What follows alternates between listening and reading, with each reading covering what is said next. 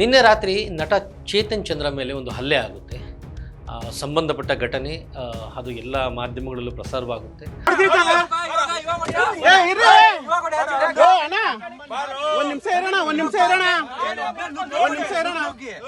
So ಆ ವಿಡಿಯೋದಲ್ಲಿ ನೋಡ್ತಾ ಇದ್ರೆ ಅವರು ಮುಖದಿಂದ ಹಿಡಿದು ಕಾಲು ತನಕ ರಕ್ತ ಸೋರಿ ಬ್ಲಡ್ ಆಗಿರುತ್ತೆ. ಸುಮಾರು 18-20 ಜನ ಸೇರಿ ಚೇತನ್ ಚಂದ್ರ ಮೇಲೆ ಹಲ್ಲೆ ಮಾಡಿದ್ದಾರೆ. ಚೇತನ್ ಚಂದ್ರ ಮೇಲೆ ಅಟ್ಯಾಕ್ ಮಾಡ್ತಾರೆ. ಹೇಗೆ ಹೊಡಿತಾರೆ ಅಂತ ಅಂದರೆ 20 ಜನ ಒಟ್ಟಿಗೆ ಸೇರಿ ಹೊಡಿತಾರೆ, ಮೂಗನ್ನ ಮುರಿತಾರೆ. ಅಂದರೆ ಹೊಡೆಯೋ ಫೋರ್ಸಿಗೆ ಮೂಗು ಮುರಿದೋಗುತ್ತೆ, ಕಂಪ್ಲೀಟ್ ಬ್ಲಡ್ ಇಳಿಯಕ್ಕೆ ಸ್ಟಾರ್ಟ್ ಆಗುತ್ತೆ. ಬ್ಲಡ್ ನಿಮಗೆ ಯಾವುದೇ ಕಾರಣಕ್ಕೂ ನಿಲ್ಲಲ್ಲ, ಆ ಮಟ್ಟ ಹೊಡಿತಾರೆ. ಇವ್ರಿಗೆ ತಡವಾಗಿ ಗೊತ್ತಾಗಿದ್ದು ಆ ಗಲಾಟೆಯಲ್ಲಿ ಚೇತನ್ ಚಂದ್ರ ಕತ್ತಲ್ಲಿದ್ದ ಚೈನ್ ಇಲ್ಲ, ಜೊತೆಗೆ ಕಾರಲ್ಲಿ ಸುಮಾರು 1 ಲಕ್ಷ ಹತ್ತತ್ರ 1 ಲಕ್ಷನ 1.5 ಲಕ್ಷ ಕ್ಯಾಶ್ ಇತ್ತಂತೆ ಕಾರಲ್ಲಿ. ಕರ್ನಾಟಕ ರಾಜ್ಯ ಸರ್ಕಾರ ಇದ್ರ ಬಗ್ಗೆ ಗಮನ ವಹಿಸಿದಾಗ ಮೋಸ್ಟ್ಲಿ ನೆಕ್ಸ್ಟ್ ಎಲ್ಲೋ ಈ ರೀತಿಯ ಒಂದು ತಪ್ಪು ಮಾಡೋನಿಗೆ ನಿಜವಾಗ್ಲೂ ಭಯ ಬೀಳೋ ಥರ ಒಂದು ಕಠಿಣ ಶಿಕ್ಷೆ ಕೊಡಬೇಕು. ನಮಸ್ಕಾರ ಸ್ನೇಹಿತರೆ, ನೀವು ನೋಡ್ತಾ ಇದ್ದೀರಾ ಸ್ಪೀಡ್ ಪ್ಲಸ್ ಕರ್ನಾಟಕ. ನಾನು ಸಂದೀಪ್ ಕುಮಾರ್. ನಿನ್ನೆ ರಾತ್ರಿ ನಟ ಚೇತನ್ ಚಂದ್ರ ಮೇಲೆ ಒಂದು ಹಲ್ಲೆ ಆಗುತ್ತೆ. ಸಂಬಂಧಪಟ್ಟ ಘಟನೆ ಅದು ಎಲ್ಲ ಮಾಧ್ಯಮಗಳಲ್ಲೂ ಪ್ರಸಾರವಾಗುತ್ತೆ. ನೀವು ಕೂಡ ನೋಡಿರ್ತೀರ ಸೋಷಿಯಲ್ ಮೀಡಿಯಾದಲ್ಲಿ. ಮತ್ತು ಚೇತನ್ ಚಂದ್ರ ಅವರು ಅವರ ಒಂದು ಸೋಷಿಯಲ್ ಮೀಡಿಯಾ ಪೇಜ್, ಇನ್ಸ್ಟಾಗ್ರಾಮ್ ಪೇಜಲ್ಲೇ ಅವರು ಲೈವ್ ಬಂದು ಏನು ನಡೀತು, ಯಾಕೆ ನಡೀತು ಅನ್ನೋದನ್ನ ಕೆಲವೊಂದು ವಿಚಾರಗಳನ್ನ ವಿವರಿಸಿದ್ದಾರೆ. ಸೊ ಆ ವಿಡಿಯೋದಲ್ಲಿ ನೋಡ್ತಾ ಇದ್ದರೆ ಅವರು ಮುಖದಿಂದ ಹಿಡಿದು ಕಾಲು ತನಕ ರಕ್ತ ಸೋರಿ ಬ್ಲಡ್ ಆಗಿರುತ್ತೆ. ಸಾಕಷ್ಟು ಬ್ಲಡ್ ಹೋಗಿದೆ ಇನ್ನೇ ನಡೆದಂಥ ಘಟನೆಯಲ್ಲಿ. ಅವರ ಮೂಗು ಮುರಿದೋಗಿದೆ. ಸುಮಾರು 18-20 ಜನ ಸೇರಿ ಚೇತನ್ ಚಂದ್ರ ಮೇಲೆ ಹಲ್ಲೆ ಮಾಡಿದ್ದಾರೆ.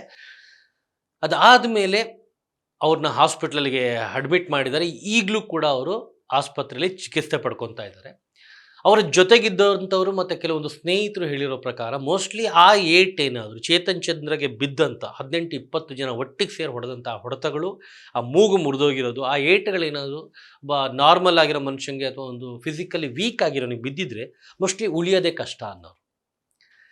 ಚೇತನ್ ಚಂದ್ರ ಅವರು ಫಿಟ್ ಆಗಿರೋದ್ರಿಂದ ಆ ನೋವನ್ನು ತಡ್ಕೊಂಡಿದ್ದಾರೆ. ಅಷ್ಟು ಬ್ಲಡ್ ಲಾಸ್ ಆದರೂ ಕೂಡ ಆರಾಮಾಗಿದ್ದಾರೆ.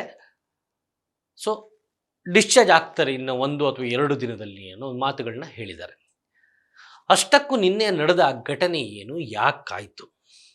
ಸೊ ಅವರ ಜೊತೆಲಿದ್ದಂಥವರು ಮತ್ತು ಅವರ ಪ್ರತ್ಯಕ್ಷದರ್ಶಿಗಳು ಮತ್ತು ಅವರ ಸ್ನೇಹಿತರು ಅವ್ರ ಹತ್ರ ಎಲ್ಲ ಮಾತಾಡಿದಾಗ ಆ್ಯಂಡ್ ಅವರ ಬ್ರದರ್ ಹತ್ರನೂ ಮಾತಾಡಿದಾಗ ತಿಳಿದು ಬಂದ ಕೆಲವೊಂದು ಮಾಹಿತಿಗಳನ್ನ ನಿಮ್ಮ ಮುಂದೆ ಇಡೋ ಒಂದು ಪ್ರಯತ್ನ ಮಾಡ್ತಾಯಿದ್ದೀನಿ. ಸೊ ನಿನ್ನೆ ಸುಮಾರು ರಾತ್ರಿ ಒಂದು 7:30-8 ಗಂಟೆ ಈ ಟೈಮಲ್ಲಿ ಅವರು ಕನಕಪುರದ ಹತ್ರ ಯಾವುದೋ ಒಂದು ದೇವಸ್ಥಾನಕ್ಕೆ ಹೋಗಿ ಅವರ ಆಡಿ ಕಾರಲ್ಲಿ ಅವರು ಮತ್ತು ಅವರ ಅಸಿಸ್ಟೆಂಟ್ ಲಕ್ಷ್ಮಣನ್ ಅವರು, ಮೇಕಪ್ ಅಸಿಸ್ಟೆಂಟು, ಇಬ್ಬರು ವಾಪಸ್ ಬರ್ತಾ ಇರ್ತಾರೆ.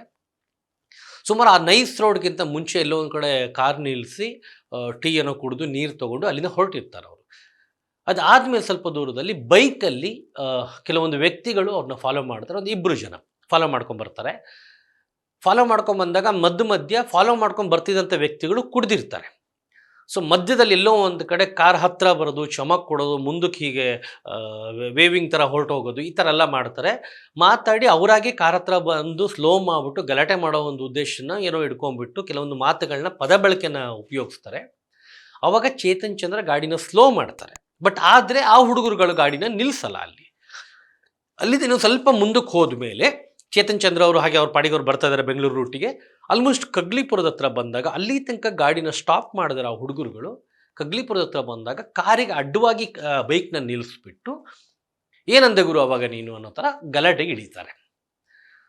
ಇಳಿದಾಗ ಕಾರಲ್ಲಿ ಇದ್ದಿದ್ದಿಬ್ರು, ಆ ಕಡೆ ಲಕ್ಷ್ಮಣನ ಇವರು ಅಸಿಸ್ಟೆಂಟ್ ಇರ್ತಾರೆ, ಈ ಕಡೆ ಚೇತನ್ ಚಂದ್ರ ಇರ್ತಾರೆ. ಸಾಮಾನ್ಯವಾಗಿ ಹೀರೋ ಪಕ್ಕ ಅಸಿಸ್ಟೆಂಟ್ ಇದ್ದಾಗ ಏನಾದರೂ ಫಸ್ಟ್ ಅವ್ರು ಇಳಿದ್ಬಿಟ್ಟು ಏನು ಅಂತ ಕೇಳಕ್ಕೆ ಹೋಗ್ತಾರೆ. ಇಳಿದು ಹೋದಾಗ ಆ ಹುಡುಗ ಲಕ್ಷ್ಮಣ್ ಮೇಲೆ 1-2 ಏಟುಗಳನ್ನ ಹೊಡಿತಾರೆ. ಪದ ಬಳಕೆ ಉಪಯೋಗಿಸಿ, ಕೆಟ್ಟ ಪದ ಬಳಕೆ ಉಪಯೋಗಿಸಿ 1-2 ಏಟ್ಗಳು ಹೊಡೆದಾಗ ಚೇತನ್ ಚಂದ್ರ ಕೂಡ ಟ್ರಿಗರ್ ಆಗಿ ಕಾರಿಂದ ಕೆಳಗಡೆ ಇಳಿದು ಅವ್ರು ಯಾರು ಹೊಡಿತಿದ್ದ ಅವನ್ನ ಹೋಗ್ಬಿಟ್ಟು ತಳ್ತಾರೆ. ತಳ್ಳಿಬಿಟ್ಟು ಅವರು ಕೂಡ 1-2 ಏಟು ಹೊಡಿತಾರೆ. ಅಷ್ಟೇ ಆಗಿದ್ದು.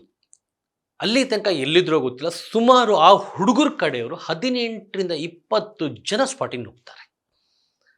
ನುಗ್ಗಿದವರೇ ಏಕಾಏಕಿ ಚೇತನ್ ಚಂದ್ರ ಮೇಲೆ ಅಟ್ಯಾಕ್ ಮಾಡ್ತಾರೆ. ಹೇಗೆ ಹೊಡಿತಾರೆ ಅಂತ ಅಂದರೆ 20 ಜನ ಒಟ್ಟಿಗೆ ಸೇರಿ ಹೊಡಿತಾರೆ, ಮೂಗನ್ನ ಮುರಿತಾರೆ. ಅಂದರೆ ಹೊಡೆಯೋ ಫೋರ್ಸಿಗೆ ಮೂಗು ಮುರಿದೋಗುತ್ತೆ, ಕಂಪ್ಲೀಟ್ ಬ್ಲಡ್ ಇಳಿಯಕ್ಕೆ ಸ್ಟಾರ್ಟ್ ಆಗುತ್ತೆ. ಬ್ಲಡ್ ನಿಮಗೆ ಯಾವುದೇ ಕಾರಣಕ್ಕೂ ನಿಲ್ಲಲ್ಲ, ಆ ಮಟ್ಟ ಹೊಡಿತಾರೆ. ಹೊಡೆದ ಮೇಲೆ ಇವರು ಸಮಾಧಾನ ಮಾಡಿಕೊಂಡು ತಳ್ಳಾಡ್ಕೊಂಡು ಹೇಗೋ ಕಾರು ಒಳಗಡೆ ಕೂರ್ತಾರೆ. ಗೊತ್ತಾಗುತ್ತೆ ಅವ್ರಿಗೆ ಇಲ್ಲೇನೋ ಒಂದು ನಡೀತಿದೆ, ಇದೇನೋ ಬೇರೆ ಉದ್ದೇಶದಿಂದ ನಡೀತಾ ಇದೆ ಅಂತ. ಇಳಿದು ಕಾರ್ ಒಳಗಡೆ ಕೂರ್ತಾರೆ. ಕಾರ್ ಒಳಗಡೆ ಕೂತ್ರು ವಿಡಿಯೋ ಮಾಡ್ತಾರೆ ಸೇಫ್ಟಿಗೆ ಏನು ನಡೀತಿದೆ ಅಂತ. ಅಲ್ಲೂ ಕೂಡ ಅಲ್ಲಿ ಹೇಳ್ತಾ ಇರ್ತಾರಲ್ಲ, ಕಿರ್ಚಾಡೋದು, ಕೂಗಾಡೋದು ಎಲ್ಲ ನೋಡ್ಬೋದು ನೀವು. ಬಾ ಇಳಿ ಕೆಳಗಡೆ, ಹೊರಗಡೆ ಬಾ, ಒಬ್ಬನೇ ಇದೆ ಅಂತ ಮುಟ್ಟಿದಲ್ಲ, ಇವಾಗ ಬಾ ಅನ್ನೋ ಥರ ಎಲ್ಲ ಮಾತುಗಳು ಬರುತ್ತೆ. ಆಗಲೂ ಆ ಚಿಕ್ಕ ವಿಡಿಯೋದಲ್ಲೂ ಕೂಡ ಚೇತನ್ ಚಂದ್ರ ಕೈ ಮೇಲೆ ಬ್ಲಡ್ ಬಿದ್ದಿರೋದು ಕಾಣಿಸುತ್ತೆ. ಅದಾದಮೇಲೆ ಕಂಪ್ಲೀಟ್ ವಿಡಿಯೋ ಅವರು ಹಾಸ್ಪಿಟ್ಲಿಗೆ ಬಂದು ಕಂಪ್ಲೇಂಟ್ ಕೊಟ್ಟು ಪೊಲೀಸ್ ಸ್ಟೇಷನ್ಲಿ ಹಾಸ್ಪಿಟ್ಲಿಗೆ ಬಂದು ಅವ್ರು ವಿಡಿಯೋ ಮಾಡಿ ಇನ್ಸ್ಟಾಗ್ರಾಮಲ್ಲಿ ಹಾಕಿದಾಗ ಹೇಗಿತ್ತು ಅವ್ರ ಪರಿಸ್ಥಿತಿ ಅನ್ನೋದು ಗೊತ್ತಾಗುತ್ತೆ. ಸೊ ಇದನ್ನೆಲ್ಲೋ ಒಂದು ಕಡೆ ನೋಡಿದಾಗ ಆ್ಯಂಡ್ ಅಲ್ಲಿ ಕೇಳಿ ಬಂದಿರೋ ಮಾಹಿತಿ ಪ್ರಕಾರ ಆ್ಯಂಡ್ ಇವರು ಸ್ಟೇಷನ್ಲಿ ಕೊಟ್ಟಿರೋ ಕಂಪ್ಲೇಂಟ್ ಪ್ರಕಾರ ಅಲ್ಲಿ ಗಲಾಟೆ ಅಂತ ಆದಾಗ ಇವರು ಆಚೆ ಇಳಿದಾಗ ಅದು ಇವ್ರ ಮೇಲೆ ಗಲಾಟೆ ಮಾಡೋ ಉದ್ದೇಶನೋ ಅಥವಾ ಕುಡಿದ ಮತ್ತಲ್ಲಿ ಆದಂಥ ಒಂದು ನಶೆಲಾದಂಥ ಗಲಾಟೆನೋ ಅಥವಾ ಇನ್ನೊಂದೋ ಮತ್ತೊಂದು ಅನ್ನೋದಕ್ಕಿಂತ ಇವ್ರಿಗೆ ತಡವಾಗಿ ಗೊತ್ತಾಗಿದ್ದು ಆ ಗಲಾಟೆಯಲ್ಲಿ ಚೇತನ್ ಚಂದ್ರ ಕತ್ತಲ್ಲಿದ್ದ ಚೈನ್ ಇಲ್ಲ, ಜೊತೆಗೆ ಕಾರಲ್ಲಿ ಸುಮಾರು 1,00,000 ಹತ್ತತ್ರ 1,00,000 1.5 ಲಕ್ಷ ಕ್ಯಾಶ್ ಇತ್ತಂತೆ ಕಾರಲ್ಲಿ. ಅವರು ಹೋಟೆಲ್ ಉದ್ಯಮಿ ಆಗಿರೋದ್ರಿಂದ ಕ್ಯಾಶ್ ಇಟ್ಟಿರ್ತಾರಂತ ಕಾರಲ್ಲಿ. ಆ ಕ್ಯಾಶ್ ಕೂಡ ಇಲ್ಲ, ಯಾಕಂದರೆ ಇಬ್ಬರೇ ಇದ್ದಿದ್ದು. ಗಲಾಟೆ ಆಗೋ ಆ ಸಿಚುವೇಶನ್ ಆ ಟೈಮಲ್ಲಿ ಕಾರಿಂದ ತೆಗೆದಿದ್ದಾರೆ. ತಳ್ಳಾಟ ನೂಕಾಟ 20 ಜನ ಮೈ ಮೇಲೆ ಬಿದ್ದು ಹೊಡಿಬೇಕಾದ್ರೆ ಕತ್ತಲಿರೋ ಚೈನ್ ಹೋಗಿದೆ. ಸೊ ಕೊನೆಗೆ ಅದರಲ್ಲಿ ಅರ್ಥ ಆಗಿದ್ದವರಿಗೆ ಇದು ಗಲಾಟೆ ಅನ್ನೋದಕ್ಕಿಂತ ಹೆಚ್ಚಾಗಿ ರಾಬ್ರಿ ಮಾಡುವ ಉದ್ದೇಶದಿಂದ ಇದು ನಡೆದಂಥ ಒಂದು ಪ್ರೀ ಪ್ಲಾನಿಂಗ್ ಅನ್ನೋದು ಅವರಿಗೆ ಅರ್ಥವಾಗಿತ್ತು. ಯಾಕಿದು ಹೇಳ್ತಾ ಇದ್ದೀನಿ ಅಂದರೆ ಇತ್ತೀಚೆಗೆ ಬೆಂಗಳೂರಲ್ಲಿ ಈ ರೀತಿಯ ಕೇಸ್ಗಳು ಸಾಕಷ್ಟು ನಡೀತಾ ಇದ್ದಾವೆ. ಈ ರೀತಿಯ ಕೇಸ್ಗಳು ಸಾಕಷ್ಟು ದಾಖಲಾಗ್ತಾ ಇದ್ದಾವೆ. ನೀವು ಯಾರು ಏನು ಅನ್ನೋ ಪರಿಚಯ ಅವರಿಗಿಲ್ಲ, ಬೇಕಾಗೂ ಇಲ್ಲ. Very simple. ಏನು ಅಂತ ಅಂದರೆ ನಿಮ್ಮನ್ನ ಟ್ರಿಗರ್ ಮಾಡ್ತಾರೆ, ನೀವಾಗೆ ಗಲಾಟೆ ಮಾಡೋ ಥರ ಮಾಡ್ತಾರೆ, ನಿಮ್ಮ ಕೋಪನ ನೀವು ಕೈಗೆ ತೊಗೊಂಡು ಅವ್ರ ಮೇಲೆ ಅಟ್ಯಾಕಿಂಗ್ ಮಾಡೋ ಥರ ಮಾಡ್ತಾರೆ. ಆಗ ಒಂದು ಗುಂಪು ಘರ್ಷಣೆ ಥರ ನಡೆಯುತ್ತೆ. ಎಲ್ಲೋ ಒಂದು ಕಡೆ ರಸ್ತೆಯಲ್ಲಿ ಗಲಾಟೆಗಳಾಗುತ್ತೆ. ಆ ಗಲಾಟೆ ಮಧ್ಯ ತಳ್ಳಾಟ ನೂಕಾಟದಲ್ಲಿ ನಿಮ್ಮ ಕತ್ತಲಿರೋ ಚೈನು ಮತ್ತೊಂದು ಬೆಲೆ ಬಾಳುವ ವಸ್ತುಗಳನ್ನ ದರೋಡೆ ಮಾಡೋದು, ಅಪಹರಿಸೋದು ಅವರ ಉದ್ದೇಶವಾಗಿರುತ್ತೆ. ಇದಕ್ಕೋಸ್ಕರ ಏನು ಮಾಡ್ತಾರೆ, ಒಂದು ಐಷಾರಾಮಿ ಕಾರ್ಗಳಿದ್ದಾಗ ಕಾರಲ್ಲಿ ಏನೋ ಒಂದು ಬೆಲೆ ಬಾಳೋ ವಸ್ತುಗಳು ಇಟ್ಟಿರ್ತಾರೆ ಅನ್ನೋ ಒಂದು ನಂಬಿಕೆ ಮೇಲೆ ಫಾಲೋ ಮಾಡ್ಕೊಂಡು ಬರ್ತಾರೆ. ಆ್ಯಂಡ್ ಸಾಮಾನ್ಯವಾಗಿ ಐಷಾರಾಮಿ ಕಾರ್ಗಳಲ್ಲಿ ಓಡಾಡೋರು ಈ ರೀತಿ ಏನಾದ್ರು ಗಲಾಟೆಗಳಾದಾಗ ನಿಲ್ಲಿಸೋದು, ಗಲಾಟೆ ಮಾಡೋದು, ಮೈಮೇಲೆ ಹೋಗೋದು ಮಾಡಲ್ಲ.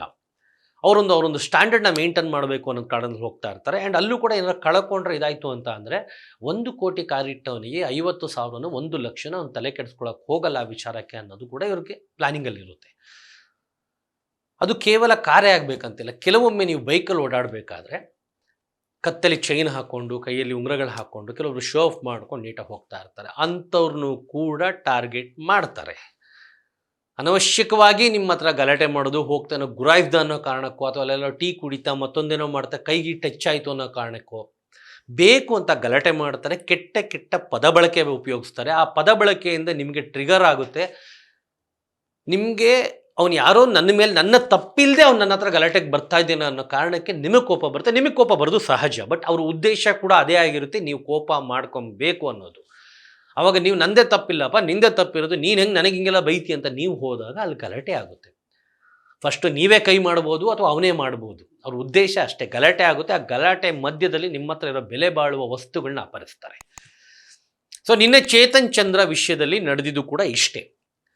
ಯಾವುದೇ ರೀತಿಯ ತಪ್ಪಿಲ್ಲ, ಗಲಾಟೆ ಇಲ್ಲ, ಆಕ್ಸಿಡೆಂಟ್ ಆಗಿಲ್ಲ, ಕಾರಿಗೂ ಆ ಬೈಕಿಗೂ ಎಲ್ಲೂ ಕೂಡ ಟಚ್ ಆಗಿಲ್ಲ, ಏನೂ ಆಗಿಲ್ಲ. ಸೊ ಅಂಥದ್ರಲ್ಲಿ ಅವ್ರನ್ನ ನೋಡಿ ಫಾಲೋ ಮಾಡ್ಕೊಂಬಂದು ಮೊದಲೆಲ್ಲೋ ನಿಲ್ಲಿಸಿ ಗಲಾಟೆ ಮಾಡಿ ಕೆಟ್ಟ ಪದ ಬಳಕೆ, ಅಮ್ಮ ಅಕ್ಕ ಅನ್ನೋ ಒಂದು ಪದ ಬಳಕೆ ಉಪಯೋಗಿಸಿ ಅವ್ರನ್ನ ಟ್ರಿಗರ್ ಮಾಡಿ ಅವರಾಗೆ ಇಳಿದು ಯಾಕೆ ಹಿಂಗೆಲ್ಲ ಮಾತಾಡ್ತಿದ್ಯಾ ಅಂತ ಹೋದಾಗ, ಜೊತೆಲಿದ್ದವನಿಗೆ ಯಾರಿಗೋ ಹೊಡೆದಾಗ, ಇವ್ರು ಅವ್ರ ಮೇಲೆ ಹೊಡೆದಾಗ ಎಲ್ಲ ಒಟ್ಟಿಗೆ ಇಮ್ಮಿಡಿಯೇಟಾಗಿ ಎಲ್ಲಿದ್ದರು ಅಲ್ಲಿ ತನಕ ಕಾರ್ ನಿಲ್ಲಿಸ್ದೇ ಇರೋರು ಅಲ್ಲೇ ನಿಲ್ಸೋಕ್ಕೆ ಕಾರಣ ಏನಂದರೆ ಅದು ಅವರ ಏನು ಪ್ಲ್ಯಾನ್ ಮಾಡ್ಕೊಂಡಿದ್ದಾರಲ್ಲ ಇವರುಗಳು, ಇವರ ಒಂದು ಸ್ಪಾಟ್ ಅಂತ ಕರೀತಾರೆ ಅದನ್ನು. ಅಂದರೆ ಅಲ್ಲಿ ನಮ್ಮವ್ರು ಹೇಳ್ತಾರೆ, ಅಲ್ಲಿ ಕರ್ಕೊಂಬಂದು ಅಡ್ಡ ಹಾಕಬೇಕು. ಅಲ್ಲಿ ತನಕ ನಿಮಗೆ ಆಲ್ಮೋಸ್ಟ್ 1-1.5 ಕಿಲೋಮೀಟ್ರಿಂದ ನಿಮಗೆ ಟ್ರಿಗರ್ ಮಾಡ್ಕೊಂಡು ನಿಮಗೆ ಹೆಂಗಾಗಿರುತ್ತೆ ಅಂದರೆ ನನ್ನ ಮಗನೇ ನಿಲ್ಸೋ ಗಾಡಿ ಅನ್ನೋ ಥರ ಆಗಿರ್ತೀರ. ಬೇಕು ಇವನು ಯಾರು ಇಷ್ಟೊಂದು ನಿಮಿಷ ಕೊಡ್ತೀಯನ್ ರೋಡಲ್ಲಿ, ನಿಲ್ಲಿಸಿದ್ರೆ ಎರಡು ನಾನೇ ಬಿಡ್ತೀನಿ ಅನ್ನೋ ಕೋಪದಲ್ಲಿ ನೀವು ಇರ್ತೀರ. ನಿಮ್ಮ ಟೆಂಪರ್ ಈ ಮಟ್ಟಕ್ಕೆ ರೈಸ್ ಮಾಡಿರ್ತಾರೆ. ಅವ್ನು ನಿಲ್ಸೋದನ್ನೇ ನೀವು ಕಾಯ್ತಾ ಇರ್ತೀರ. ಕರೆಕ್ಟಾಗಿ ಅವನು ಸ್ಪಾಟ್ ಎಲ್ಲಿ ಬೇಕು ಅಲ್ಲೇ ತಂದು ಗಾಡಿ ಹಾಕಿ ನಿಮ್ಮ ಎದುರುಗಡೆ ನಿಲ್ಲಿಸ್ತಾನೆ. ನಿಲ್ಲಿಸಿದಾಗ ನೀವು ಗಲಾಟೆಗೆ ಇಳಿದೇ ಇಳಿತೀರ. ಯಾಕೆಂದರೆ ಅಲ್ಲಿ ಒಬ್ಬರು ಇಬ್ಬರು ಇರ್ತಾರೆ ಅಷ್ಟೇ. ಇಳಿದ ಮೇಲೆ ನಿಮಗೆ ಅರಿವಾಗೋದು ಅದು ಒಬ್ಬರು ಇಬ್ಬರು ಮಾತ್ರ ಅಲ್ಲ, ಇದು ಒಂದು ಪ್ರೀ ಪ್ಲ್ಯಾನ್, ಇಲ್ಲೊಂದು ದೊಡ್ಡ ತಂಡನೇ ಇದೆ ಅಂತ. ಸೊ ಈಗ ಈ ಕೇಸು ಕಗ್ಲಿಪುರ ಸ್ಟೇಷನ್ಲಿದೆ, ಸ್ಟೇಷನಲ್ಲಿ ದಾಖಲಾಗಿದೆ. ಆಲ್ರೆಡಿ ಒಂದಿಬ್ಬರು ಆರೋಪಿಗಳು ಸಿಕ್ಕಿದಾರಂತೆ. ಯಾಕಂದರೆ ಅಲ್ಲಿ CC ಕ್ಯಾಮ್ರಾ ಫುಟೇಜ್ ತೆಗೆದು ನೋಡಿದಾಗ ಅಲ್ಲಿರೋ ಮಾಹಿತಿಗಳ ಪ್ರಕಾರ ಬೈಕಿಗೂ ಕಾರಿಗೆ ಅದು ಡಿಕ್ಕಿ ಆಗಿಲ್ಲ, ಡ್ಯಾಶ್ ಆಗಿಲ್ಲ, ಆಕ್ಸಿಡೆಂಟ್ ಆಗಿಲ್ಲ. ಜೊತೆಗೆ ಅಲ್ಲಿರೋ ಸ್ಥಳೀಯರ ಮೊಬೈಲು ಮತ್ತು ಇವ್ರು ಮಾಡಿರೋ ಮೊಬೈಲ್ ವೀಡಿಯೋಗಳಲ್ಲಿ ಕೆಲವೊಬ್ಬರನ್ನ ಐಡೆಂಟಿಫೈ ಮಾಡಿ ಚೇತನ್ ಚಂದ್ರ ಅವರು ಕೊಟ್ಟಿರೋ ಮಾಹಿತಿ ಮೇರೆಗೆ ಒಂದಿಬ್ಬರನ್ನ ಅರೆಸ್ಟ್ ಮಾಡಿದರೆ, ಇನ್ನು ಉಳಿದವ್ರನ್ನ ಹುಡುಕ್ತಾ ಇದ್ದಾರೆ ಪೊಲೀಸರು. ಬಟ್ ಬರೀ ಅರೆಸ್ಟ್ ಮಾಡಿದ್ರೆ ಮೋಸ್ಟ್ಲಿ ಇದಕ್ಕೆ ಒಂದು ಇತ್ಯರ್ಥ ಆಗಲ್ಲ ಅಂದ್ಕೊತೀನಿ. ಏನಕ್ಕೆ ಅಂತ ಅಂದರೆ ಈ ರೀತಿಯ ಕೇಸ್ಗಳು ಹೀಗಾಗ್ತಾ ಇದ್ದಾಗ ತಪ್ಪು ಮಾಡಿರೋರಿಗೆ, ತಪ್ಪಿತಸ್ಥರಿಗೆ ಕಠಿಣ ಶಿಕ್ಷೆನ ನಮ್ಮ ಕರ್ನಾಟಕ ಪೊಲೀಸರು ಕೊಟ್ಟಾಗ, ಕರ್ನಾಟಕ ರಾಜ್ಯ ಸರ್ಕಾರ ಇದ್ರ ಬಗ್ಗೆ ಗಮನ ವಹಿಸಿದಾಗ ಮೋಸ್ಟ್ಲಿ ನೆಕ್ಸ್ಟ್ ಎಲ್ಲೋ ಈ ರೀತಿಯ ಒಂದು ತಪ್ಪು ಮಾಡೋನಿಗೆ ನಿಜವಾಗ್ಲೂ ಭಯ ಬೀಳೋ ಥರ ಒಂದು ಕಠಿಣ ಶಿಕ್ಷೆ ಕೊಡಬೇಕು. ಆ್ಯಂಡ್ ಕೊಟ್ಟಿರೋ ಶಿಕ್ಷಣ ಯಾವ ರೀತಿ ಇದೆ ಅನ್ನೋದನ್ನು ಕೂಡ ಮಾಧ್ಯಮಗಳ ಮುಖಾಂತರ ಜನರಿಗೆ ಒಂದು ತಲುಪಿಸೋ ಒಂದು ಪ್ರಯತ್ನನ ಪೊಲೀಸ್ ಇಲಾಖೆ ಮಾಡಬೇಕು. ಇಲ್ಲದೇ ಇದ್ದರೆ ಇಷ್ಟೇ ಗುರು ಹೊಡೆದ್ವಿ, ತೊಗೊಂಡೋದ್ವಿ, ಅವ್ನು ಕಂಪ್ಲೇಂಟ್ ಕೊಟ್ಟ, ಏನೂ ಆಗಿಲ್ಲ, ಯಾರೇನೂ ಮಾಡ್ಕೊಳಕ್ಕಾಗಲ್ಲ ಹಾಗಂದ್ಕೊಂಡ್ಬಿಟ್ಟು ಮತ್ತೆ ಮುಂದಿನ ವಾರ ಮತ್ತೆ ಸಂಜೆ ಹೊತ್ತಲ್ಲಿ ಮತ್ತೆ ಇನ್ನೊಂದು ಪ್ಲ್ಯಾನ್ ಮಾಡ್ತಾರೆ, ಇನ್ನೊಂದು ಕಾರ್ಯಕ್ಕೆ ಅಡ್ಡ ಹಾಕ್ತಾರೆ. ಅಡ್ಡ ಹಾಕಿದಾಗ ಅಲ್ಲಿರೋರು ನೀವಾಗಿರ್ಬೋದು, ನಾವಾಗಿರ್ಬೋದು, ಯಾರೇ ಸಿಕ್ಕಾಕೊಂಡ್ರು ಅನುಭವಿಸೋದು ಕಳ್ಕೊಳ್ಳೋದು ನಾವೇ. ಬಟ್ ತಪ್ಪು ಮಾಡಿರೋರಿಗೆ ಶಿಕ್ಷೆ ಆಗೋ ತನಕ ಖಂಡಿತವಾಗಿಯೂ ಈ ರೀತಿಯ ತಪ್ಪುಗಳು ಕಮ್ಮಿ ಆಗಲ್ಲ, ತಪ್ಪಿತಸ್ಥರಿಗೆ ಭಯ ಬೀಳಲ್ಲ. ದಯವಿಟ್ಟು ಈ ವಿಡಿಯೋನ ಸಾಧ್ಯವಾದಷ್ಟು ಶೇರ್ ಮಾಡಿ, ಜನರಿಗೆ ಒಂದು ತಲುಪಿಸೋ ಒಂದು ಪ್ರಯತ್ನ ಮಾಡಿ. ನಿಮಗೆ ಏನು ಅನ್ನಿಸ್ತು ಅನ್ನೋದನ್ನ ನೀವು ಕೂಡ ನಿಮ್ಗೆ ಅನಿಸಿರೋದನ್ನ ಒಂದು ಕಮೆಂಟ್ ಮುಖಾಂತರ ತಿಳಿಸಿ. ಸಾಧ್ಯವಾದರೆ ನಿಮ್ಮ ಜೊತೆಯಲ್ಲಿರೋರಿಗೆ, ನಿಮ್ಮ ಸ್ನೇಹಿತರುಗಳಿಗೆ ಇದ್ರ ಬಗ್ಗೆ ಒಂದು ಮಾಹಿತಿ ಕೊಡಿ.